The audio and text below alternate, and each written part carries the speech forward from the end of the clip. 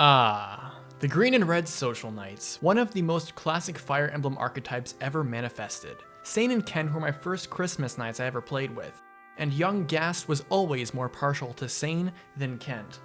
It not only had to do with his personality, but it also had to do with his stats. Sain as a unit always had more offensive stats, which to a tiny me was the only thing that mattered. Can you hit hard, and do your crits do a lot of damage? Awesome. And so my attachment to the green lance was forged. Character-wise, when I did a first read-through years ago on Sain supports, I wasn't surprised of how he was characterized, but I never really thought of him as anything more than his presentation.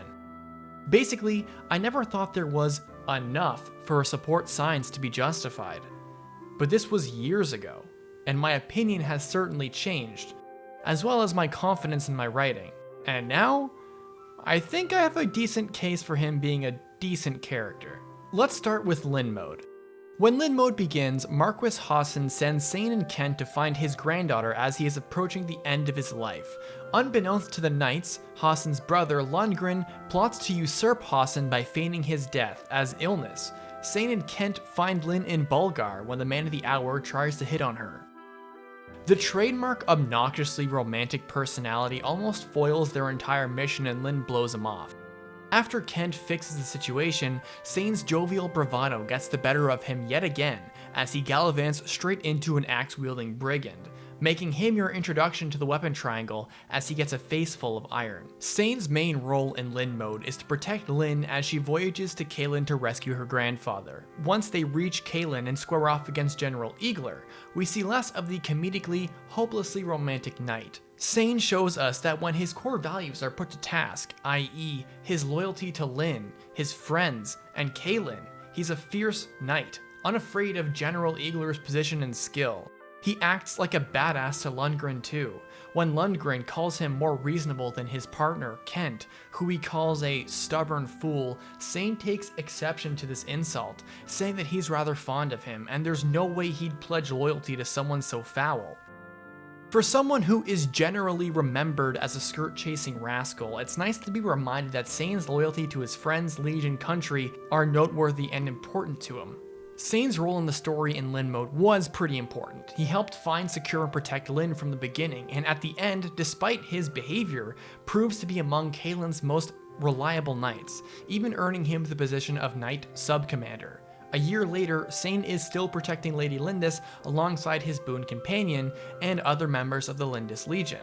Lyn reuniting with Eliwood now allows us to read into Sain's support conversations. Sain's supports are an extension of his characterization displayed in Lyn Mode. He is a hopeless womanizer sleaze, but he's a loyal friend. But regardless of how light and breezy he is, on the battlefield, well, I don't want to say he's a hardened veteran like Harkin or something, but he was named Knight Subcommander for a reason. The problem with his supports though is that there are a handful of very flat support chains which do next to nothing, if nothing at all, to flesh out his character further. This leads a lot of people to determine that Sain isn't a quote-unquote good character, and while I can agree that he's not the deepest character on the cast, the moments where he is forced to change his behavior into someone who takes himself more seriously, however seemingly short-lived they are, round him out and dispel the notion that he's one note or even a gag character. Sain has a hefty 7 supports in total, and his only male support is with Kent. His other 6 are Sarah, Fiora, Isadora, Priscilla, Rebecca, and Louise. With his female support partners, he opens up their C support being typical Sain, comedically chivalrous, or romantic, or a sleazebag. Although his characterization isn't terribly different in these exchanges, they are nonetheless colorful and charming. Sain, I am Sain of the Caelin Knights, that's S-A-I-N, do not forget my lovely. Those eyes with such exquisite sorrow, what subtle and fine nobility they possess. You must be a high-born lady of Etruria. Yes, I am the daughter of Count Caelin. Priscilla, it is an honor to meet a knight such as yourself. I am Sain, Sain of the Caelin Knights, that's Sain. Lady Louise, not the Etrurian. Yes, I am wife to Lord Pent, Count Reglay. What? You? You are the Countess? Yes. Bad Sain, bad Sain, you have gone too far. Oh, but why? She is so lovely. What could I do? How could I resist? Some of these exchanges are certainly funnier than the others, my personal favorite being with Louise. He knows he crossed the line hitting on the Countess of Etruria, who is a massively high-ranking noble and married to Pent, who is like one of the strongest people in the world. They're all played up for laughs in the C support, and in most chains carry the same goofy and lighthearted tone. Sure, most of his writing, even his most shallow C supports, have a memorable line or two. He's not a terribly deep character to begin with, and even in saying that, there are some outright duds. His Fiora support chain is unremarkable save for his introductory lines in his C support, but his B and his A support occur immediately after one another, with his B ending in him passing out from exhaustion from battle, and his A ending in him being embarrassed over a bad pickup line. But it's so short that it may as well just be a C and B support, and despite the blandness and chemistry, they have a paired ending, and that's it. It's really nothing special. Louise's support is also pretty short and uneventful, and in my opinion, its best moment is that bad Sain line towards the end of their C support. This 2-conversation long chain doesn't characterize either one very well, and it's honestly a little silly that it's even an option for them to begin with. But at least it's funny. Sarah's chain is seemingly the only platonic one of the bunch. The only noteworthy moment, in my opinion, is that she has an inkling of who Lyn might like and want to be hitched with. Sain thinks himself as a suitable suitor, but Sarah thinks Hector and Lyn make a good pair. I do too, by the way. It ends with Sain asking who likes him, and Sarah says she'll never tell because Sain's grows for hitting on every girl ever. These 3 supports plus Rebecca's are pretty bare bones, but to Rebecca's credit, it does characterize herself further. I won't get into her characterization in this, but one thing that I find interesting relating to Sain is that Lyn's name gets dropped. In their B support, Rebecca finds out through Lyn that Sain hits on all women of Caelin and asks Sain for the truth, if he actually does that. Sain, being his honest self here, reluctantly says that it's true and he can't help it. Rebecca then says that she could never be with someone like him and outright rejects him. In their A support, Rebecca calls him on his BS again. After rejecting his really corny love letters, she challenges him on his feelings for her and says that if he really does like her, he wouldn't mind telling Lyn about them being an item. Sain hesitates and sheepishly agrees, and Rebecca takes this as a bluff, leaving him yet again. It could be that Sain can't honestly hold himself to committing to just one girl, or that he doesn't actually like Rebecca that much, or in that way, or he actually does have genuine feelings for Lyn herself. He may not have strong enough feelings for Rebecca, but they do have a paired ending with Wolt being their implied son. He may have strong feelings for Rebecca, but the idea of being tied down to a woman right now is too hard for him. Or by allowing Rebecca to tell Lyn that they're together, Sain's genuinely strong feelings for Lyn would be stuck in limbo, not ready to make a commitment to anyone yet. Sain's feelings for Lyn are noteworthy. While he doesn't have a support conversation with her, there are hints here and there that point to him having genuine romantic feelings for her. I mean, Sain has feelings for every lady to a certain extent, but there's a few times that the game implies that he likes her. We've already talked about Sain's interest in Sarah's relationship bracket, and we also just mentioned that he is visibly hesitant when Rebecca tests if he'd be okay with her telling Lyn herself about them being a pair, but let's not forget Sain's death quote where he says, "Lady Lyndis, I was so happy." Happy for what? Meeting Lyn, fighting for Lyn, happy that Lyn became the woman he fought to protect? Probably all of these things. Lyn is special to Sain. She's beautiful, powerful, and charismatic, and she happens to be the heir to the Caelin throne. There is someone else that has strong feelings for Lyn though. It's his partner in crime, Kent. "You can't hide it from me, partner. I can tell just by that dumb look on your face. Sain, do not presume to know what I am thinking. As her knight. Oh, get over it. You can admit it, can't you? I mean, she's beautiful and she's kind. How could anyone not have feelings for her? So Sain, you too?" Of course, falling for beautiful women is what we cavaliers do. But I guess I will have to let you take the lead here, since that is truly the knightly thing to do for one's partner. Hold on, who said I ever intended to? Because you know, I really owe you one. Right, Kent, I'm going to leave the way open for you now. And feel free to rely on my vast library of experience with women, because you certainly will need it, won't you? Sain can tell that Kent really likes her too. But Sain has always been a loyal friend first, defending his honor against Lundgren and now perhaps downplaying his own feelings for her and not getting in the way of Kent's feelings. He doesn't just put his feelings aside, he offers to help Kent act on his own. He's grateful for Kent being in his life, and that debt he seems to owe might just be for all the times that Kent had his back. In their A support, their bromance continues. Sain pokes fun at Kent's tendency to assume the worst, saying that this serious and sobering attitude would be the reason why it would never work with Lyn. But he's only joking. He depends on Kent because he does take things seriously. Sain might be flashy and reckless, but he isn't delusional. He's a knight that puts his life on the line out there. But what allows him to have so much confidence in himself is that he has a partner that will watch over him. Overconfident? Who is overconfident? I know this isn't going to be easy, but I'll not let that shake me. After all, I'm not alone. I've got you, and you've got me, right? Right? Yeah, you're right. So let's get riding, shall we? And watch my back, partner. This amicable and not comic relief womanizing Sain as often depicted is one of the reasons why I enjoy his Kent support. It's also why I have a soft spot for his Isadora and Priscilla support chains. With Isadora, he treats her, a high-ranking paladin in service of House Faerghast, as just another one of the ladies initially, but she challenges him to a jousting match. If he can beat her, they'll meet again. He of course agrees, but gets totally rocked by her. After eating some humble pie, he challenges her in his B support, and there's a noticeable change in attitude for him. He's serious and curt. In their A support, some time has passed, and their friendship has grown. Instead of calling Isadora a lady, he refers to her as a dame, something she is more receptive to.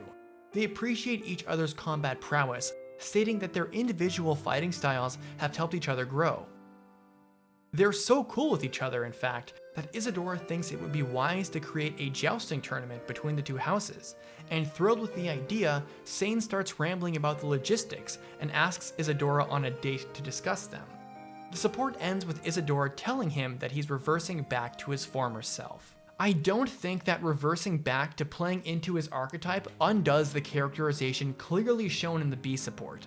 Sain has always been a very talented knight. Again, Knight Subcommander. His talent and skill speaks for itself, but Dame Isadora is in another league. Her crushing him in that match was a wake-up call. Train more. And so he did. And eventually, they became equals, and he starts to revere her for more than just her looks. It's her own dominance as a knight. Nobody will ever shake Sain away from his core person, but getting him to take himself more seriously is something that Isadora manages to do. Lastly, I think it's a shame that they don't have a paired ending. His support chain with Priscilla is another unique support out of the bunch. It comes from how opposite they are. Where Sain is unrelentingly goofy and positive, Priscilla's childhood trauma from being separated by her brother and parents has greatly affected her outlook on life. She has been surrounded by loneliness and grief.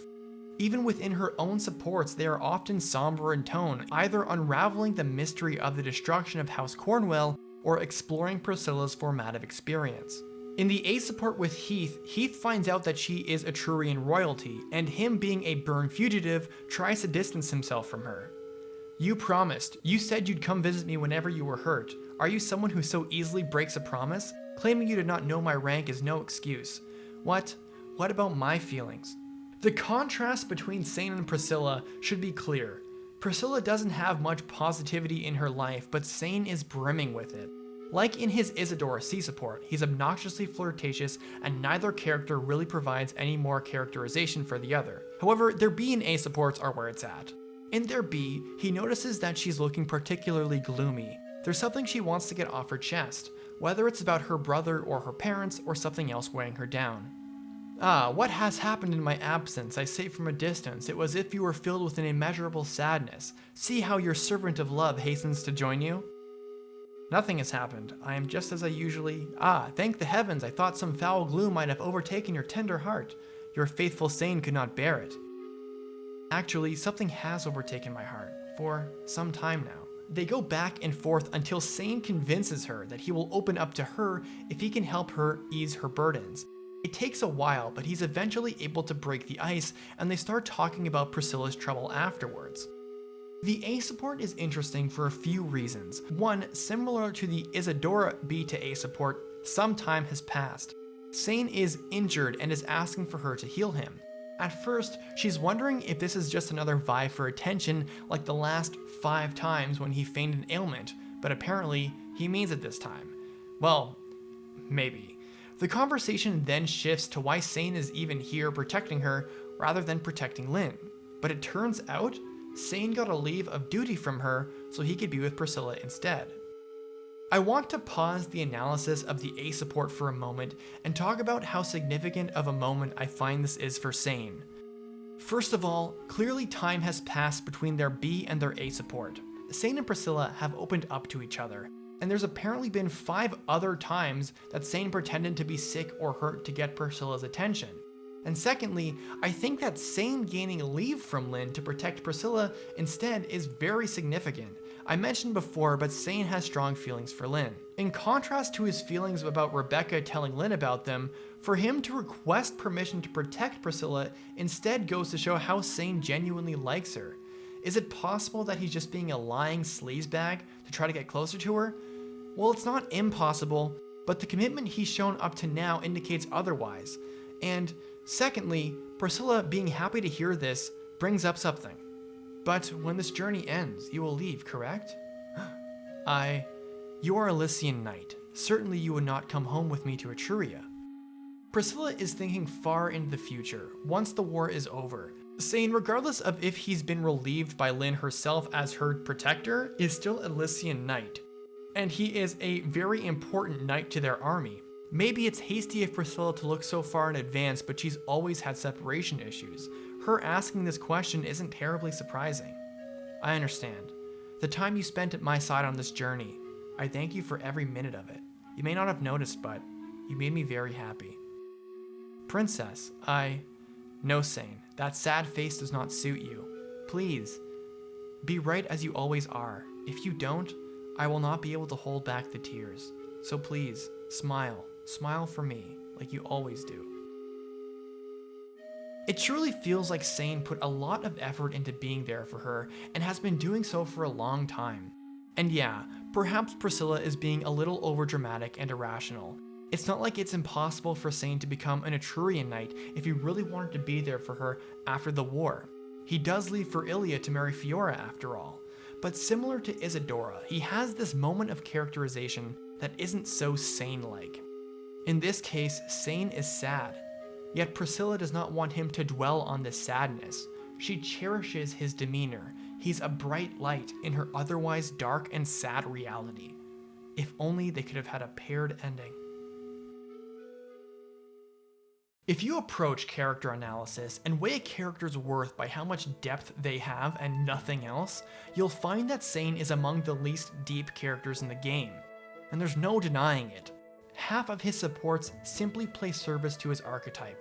He's the Homer, the Saul of Blazing Sword. He's the character who characters like Gautry and Sylvain are partially built off of.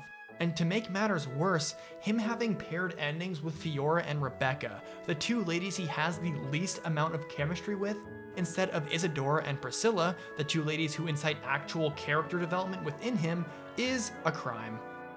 Instead, this support sides set out to highlight the moments where he is legitimately challenged in his behavior and is consequently meaningfully characterized. When he is forced to rise up to meet Isadora's standards and remind us that he's a powerful knight. When he shows us that his loyalty and dedication to being there for his friend rise up above all. How he felt when something genuine with Priscilla could never work. These moments are necessary to ground Sain's otherwise comedic and at times sleazy archetype. So yes, he's a skirt-chasing, socialite social knight, but he's a personal favorite of mine, and I think he's a pretty decent character overall, if you ask me.